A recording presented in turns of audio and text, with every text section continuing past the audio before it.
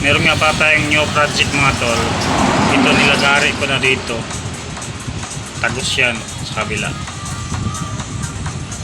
So, pakita ko na lang sa inyo mga tol kung natapos na ito, kung gaano ito sa kaganda. Nalagari na po natin mga tol yung dalawang butas dyan na pahalang, napatayo. Tapos ang gagawin natin, maglagari na naman tayo dito.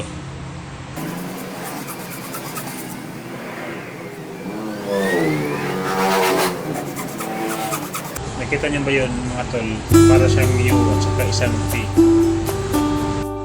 Ito yung pangyayari sa kanya mga tol. Meron siyang hiwa na kaslan dito at saka dyan. At saka ito din, ganoon din gawin natin. Pero pasalungan siya, pasalubong. Yan yung mga tol na uga-uga na siya konti. Oh. Kabilaan kasi yan mga tol. Kung anong forma dito, ano yung forma dito sa babaliktad lang. Ito na tatapusin natin mga tol. Pag tumagos na yan dito, mahihiwalay na to sila. Mahihiwalay na to silang dalawa.